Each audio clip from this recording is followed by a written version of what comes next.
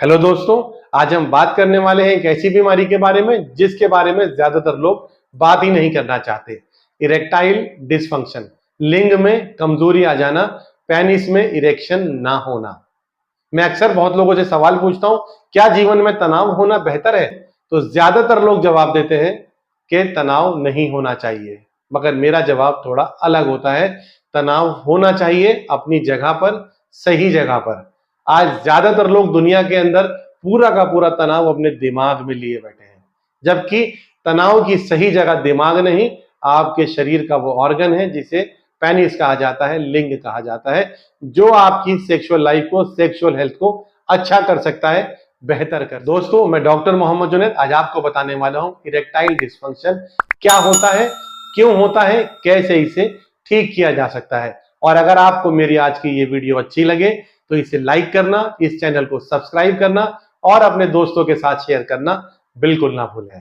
माना जाता है कि लगभग 50% से ज्यादा लोग 40 साल से 70 साल की उम्र के बीच में इरेक्टाइल डिसफंक्शन से सफर करते हैं, लिंग में तनाव की कमी से जूझते हैं।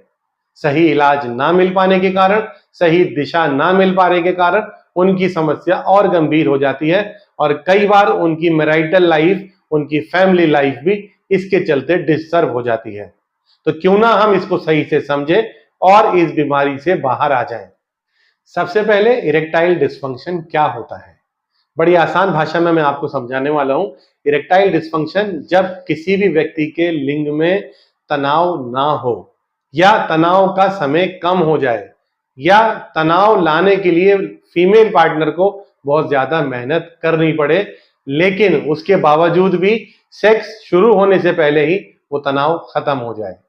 और ऐसा एक बार नहीं, अगर बार बार ऐसा हो रहा है तो उस कंडीशन को हम इरेक्टाइल डिसफंक्शन कह देते हैं। अभी मैं इसके बारे में बताना चाहूंगा कि इरेक्टाइल डिसफंक्शन क्यों होता है। उससे पहले हम समझ लेते हैं कि इरेक्शन कैसे होता है। अगर किसी भी ह्यूमन बीइंग का अगर पेनिस का इरेक्शन होता है सेक्सुअल एक्टिविटी से पहले, सेक्सुअल इंटरकोर्स से पहले, तो वो नॉर्मली कैसे होता है। अगर आप देखें तो पेनिस के अंदर कुदरत ने हमें कुछ ऐसी मांसपेशियां दी हैं जिसे कैवर्नोसल स्मूथ मसल कहा जाता है। बड़ी खूबसूरती से ये मसल्स बनाई गई हैं। इनके अंदर ऐसी यूनिकनेस होती है, ऐसी क्षमता होती है जो बॉडी की दूसरी मसल्स, मांसपेशियों में नहीं होती। जब भी किसी व्यक्ति के अंदर सेक्स करने की डिजायर पैदा होती है तो ब्रेन से एक मैसेज चलता है और वो मैसेज उसके जेनाइटल तक, उसके पेनिस तक, उसके लिंग तक पहुंच जाता है न्यूरॉन्स के जरिए से। और उन न्यूरॉन्स के अंदर से एक खास किस्म का गैसियस न्यूरोट्रांसमीटर रिलीज होता है जिसे बोला जाता है नाइट्रिक ऑक्साइड। जी हाँ, नाइट्रिक ऑक्साइड ही वो न्यूरोट्रांसमीटर है जो इस पूरे प्रोसेस में किसी भी व्यक्ति को सबसे ज्यादा मदद करने वाला है, सबसे ज्यादा काम आने वाला है। जैसे ही ये न्यूरोट्रांसमीटर रिलीज होता है पेनिस की मसल्स के अंदर, जिसे कैवर्नोसल स्मूथ मसल्स कहा जाता है, वो रिलैक्स हो जाती हैं। जब वो रिलैक्स होने लगती हैं तो उसके अंदर एक कैविटी, एक स्पेस क्रिएट हो जाता है और पीछे से आने वाली कैवर्नोसल आर्टरी से ब्लड वहां पर पहुंचकर इकट्ठा हो जाता है। और वही ब्लड जब ज्यादा मात्रा में वहां इकट्ठा होता है तो लिंग में भरपूर तनाव पैदा हो जाता है।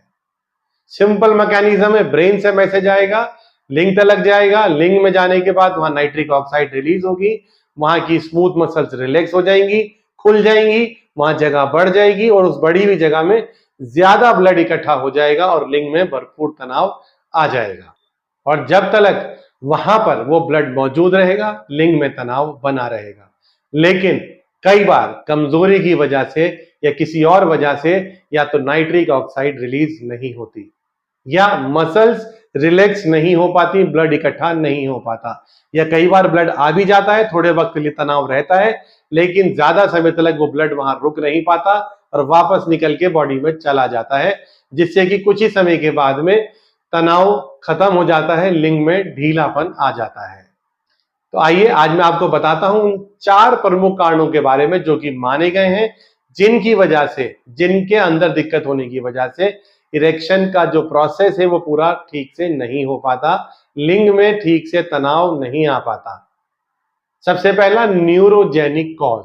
यानी कि ब्रेन से जो मैसेज लिंग तलक जाना था वो किसी वजह से नहीं पहुंच पाया, बीच में ही रोक लिया गया, किसी चोट की वजह से या किसी और न्यूरोलॉजिकल फैक्टर की वजह से वो मैसेज आपके लिंग तलक, पेनिस तलक नहीं पहुंचा। दूसरे नंबर पर वेस्कुलर कॉज, यानी कि ब्लड वेसल्स जो डायलेट होनी थी, जिसमें ब्लड का फ्लो बढ़ना था और ब्लड वहां इकट्ठा होना था और देर तक रुकना था, ये भी प्रक्रिया पूरी नहीं हो पा रही है, इसे बोला जाता है वेस्कुलर कॉज। इसके बाद नंबर आता है हार्मोनल कॉज। इस पूरी प्रक्रिया को पूरा करने के लिए एक हार्मोन की बेहद जरूरत होती है, जिसे बोला जाता है टेस्टोस्टेरोन। अगर टेस्टोस्टेरोन का लेवल कम हो जाता है तो ये पूरा प्रोसेस भी नहीं हो सकता। और इसके बाद में सबसे इंपॉर्टेंट, सबसे ज्यादा बड़ा कारण है साइकोजेनिक कॉज। कई बार आप बिल्कुल फिट हैं, आप बिल्कुल ठीक हैं, कोई भी ऐसी दिक्कत आपको नहीं है, ना मसल्स में, ना ब्लड वेसल्स में, ना न्यूरॉन्स में, ना न्यूरोट्रांसमीटर्स में, लेकिन आपका दिमाग आपका साथ नहीं दे रहा। आप डर में हैं, आप स्ट्रेस में हैं, आप एंजाइटी में हैं, आप डिप्रेशन में हैं, जिसकी वजह से आपकी बॉडी, आपका लिंग, आपका पेनिस भरपूर इरेक्शन नहीं ले पा रहा। ये 4 ऐसे कारण हैं जिसकी वजह से इरेक्शन ठीक से नहीं हो पाता और लोग बहुत लंबे समय तक इस समस्या से उलझते रहते हैं और परेशान होते रहते हैं। दोस्तों, इसके अलावा कुछ ऐसी बीमारियां भी हैं जो इरेक्टाइल डिस्फंक्शन को इंड्यूस कर देती हैं, पैदा कर देती हैं। इसके अंदर एक बीमारी है diabetes, hypertension, high cholesterol level, kidney की डिजीज होना या एंजाइटी या डिप्रेशन होना।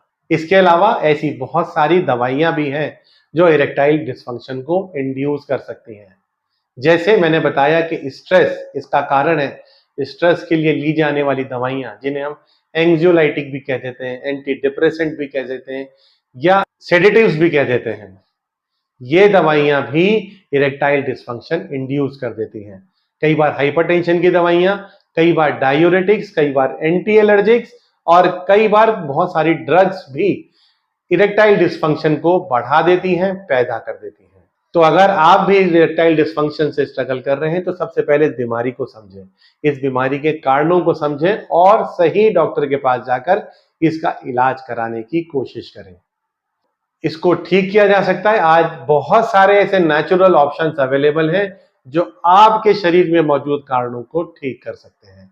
आज मैं आपको बताऊंगा कि कौन कौन सी ऐसी हर्ब्स हैं, कौन कौन सी कुदरत ने हमें हर्ब्स दी हैं जिनका इस्तेमाल करके हम इरेक्टाइल डिस्फंक्शन जैसी टफ डिजीज से भी फाइट कर सकते हैं, बाहर निकल कर आ सकते हैं।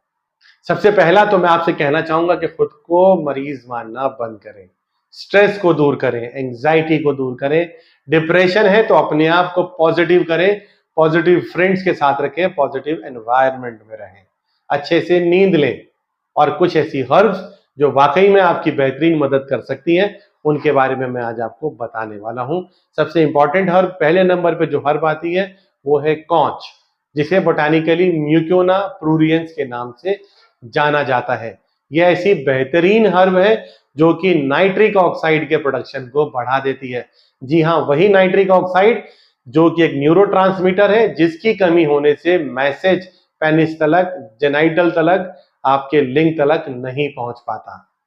नाइट्रिक ऑक्साइड का प्रोडक्शन जैसे ही बढ़ता है, पेनिस की मसल्स रिलैक्स हो जाती हैं, वहां पर ब्लड का फ्लो बढ़ जाता है और जैसे ही वहां ब्लड फ्लो बढ़ता है, ब्लड वहां समय तक वहां रहता है और इरेक्शन का प्रोसेस बहुत अच्छे से और बहुत लंबे समय तक रहता है।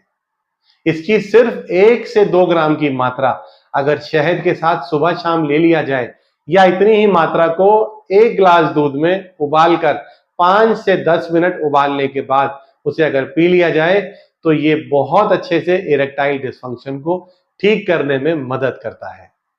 इसके बाद दूसरी हर्ब जिसकी मैं बात करने वाला हूं वो है गोखरू, जिसे ट्रिब्यूलस टेरिस्ट्रिस भी कहा जाता है।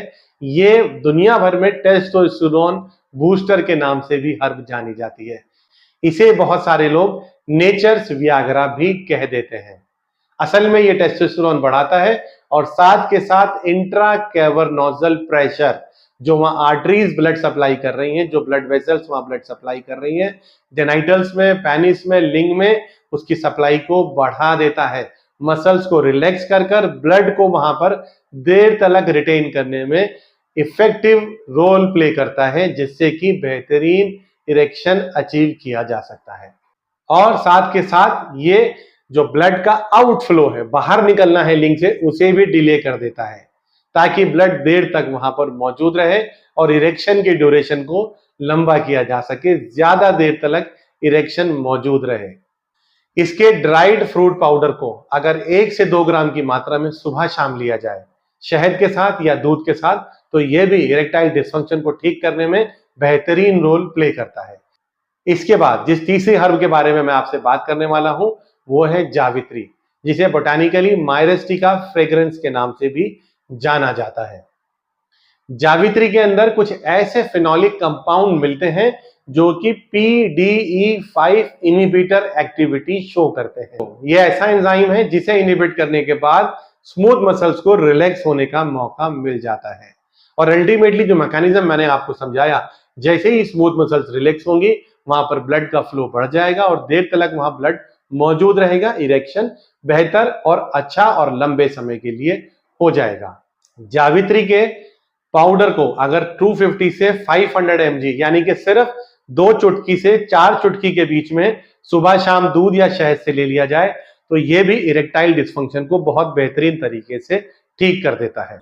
तो दोस्तों, मैं सिर्फ आपसे इतना ही कहना चाहूंगा, इरेक्टाइल डिसफंक्शन को समझें, उसे अपने ऊपर हावी ना होने दें, उसकी वजह से डिप्रेशन, एंजाइटी या स्ट्रेस का शिकार ना हो। आज ही डॉक्टर से इसके बारे में बात करें, उचित समाधान लें, उचित दवाइयां लें। और अगर आपको आज की मेरी ये वीडियो पसंद आई हो तो दोस्तों इसे लाइक करना, इस चैनल को सब्सक्राइब करना और इस वीडियो को अपने दोस्तों के साथ शेयर करना बिल्कुल ना भूलें।